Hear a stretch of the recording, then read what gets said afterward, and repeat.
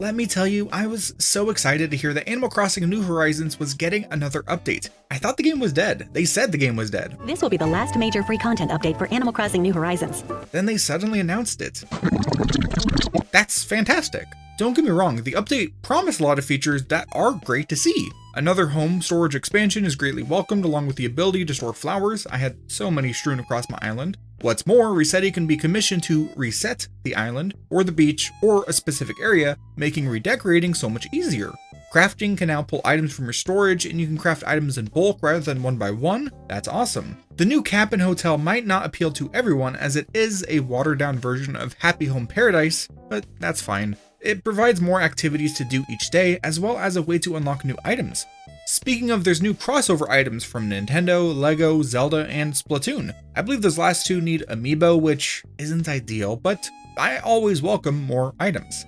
However, the ultimate feature that had my mind racing, my eyes watering, my creativity working, was the new Slumber Islands that you can decorate however you want, free from the restraints of reality. This is literally what many, myself included, have been waiting for.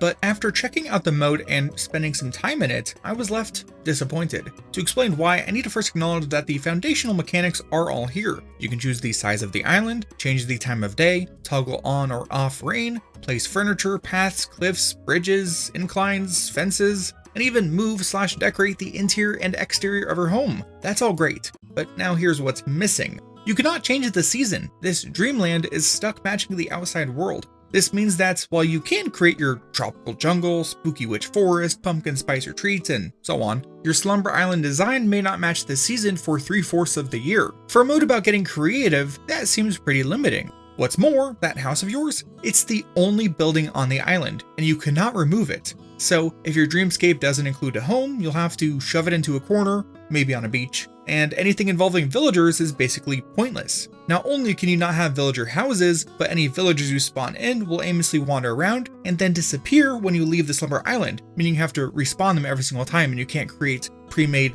things with them. Perhaps the biggest issue for me, the straw that broke the Sahara's back, is that you're still limited to what's in your own catalog, and you have to push around all these items like a chump. Creating or removing water features, paths, and cliffs has to be done one by one. This is made easier than before, as the 3.0 update adds the ability to press L to move around while lined up with the game's invisible grid, but otherwise, it's just as tedious.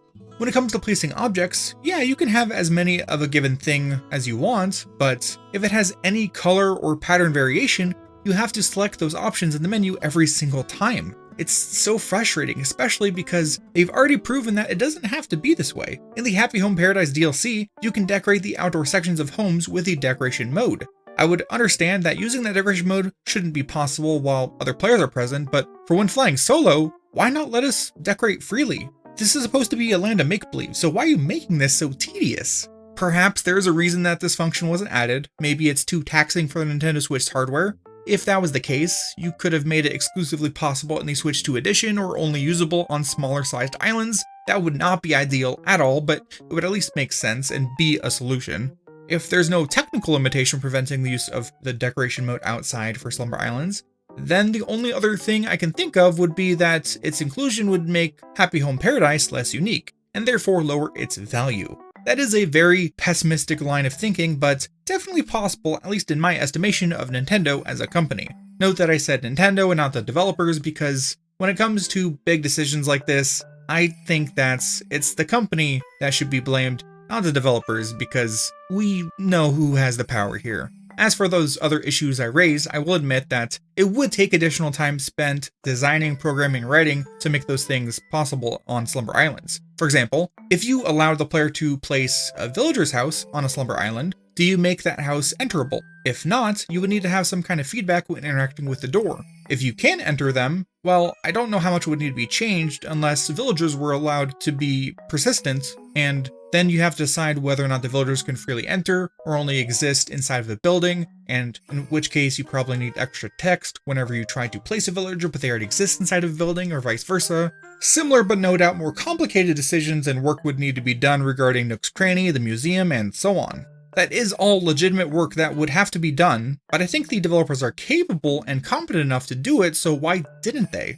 The reason could be related to budgeting. technical limitations, some weird design philosophy, or just about anything else. I don't know why Slumber Islands ended up the way they did, but that doesn't change the fact that they feel, put simply, disappointing. They feel half-baked.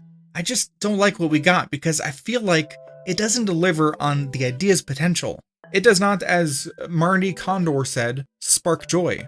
Looking around at early Reddit posts, I am not alone in the sentiment, so now what? I mean, it's possible that the game will get more updates in the future, which could go a long way in addressing these issues. Bulk crafting, the reset service, better home storage, these are all features that address previous issues that myself and many others have raised. But like, the game came out 6 years ago. The fact that they release new content means that they want people to try out the game or return to the game, but who knows how long until they fully, for real this time, move on to focus on the next Animal Crossing game. As such, I'm not very hopeful that Slumber Islands are going to get better. I do enjoy the game, I like decorating, I want to be positive, but I just don't think that this will get me back into the game proper. I do also want to make a note here about the fact that, since this is a free update, some people are saying that you shouldn't be critiquing or complaining about it because it's free. You never expected to get this, and you did, so just be happy. And I get that to an extent. I do think the world would generally be a better place if everyone tried to find the good in things and just have a fun time, but only ever looking at the positives and never discussing the negatives is how you get mediocre products in the future. Also, I would like to note that in the background I've been showing footage of me crafting a fighting arena with multiple tiers of seating, and it only took me about 4 hours. Yes, a little bit of that was spent troubleshooting, figuring out what I wanted to do, but most of it is not something you could do any faster. It's a lot of repeated building of cliffs, laying down paths, laying down objects, and then picking them up and putting them down again because this game is very fiddly with where items go, and if they're not in the right position and they're too close to something else, you can't push them together, when in decoration mode this would never be an issue, and it would have gone way faster. I thought that maybe if I sat down and spent some hours in the mode that I would find more ways to appreciate it, but honestly, this just galvanized my steel, and I am more certain that they really dropped the ball here, but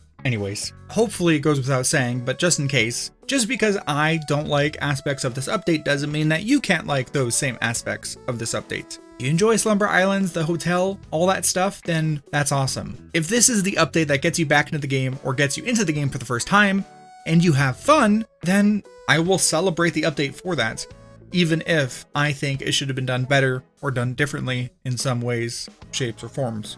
Whether you feel the same or have an entirely different opinion, please let me know in the comments below. But you know what does spark joy? Knowing that you watched this far. Thank you. Also, big thanks to my channel members for their support, and a unrestricted sandbox size thanks to Shay Shay for being a super fan. If you enjoyed this video, why not leave a like, maybe subscribe, check out some of my other stuff I've posted about Animal Crossing, as well as other games. But that's it for this short video. Goodbye.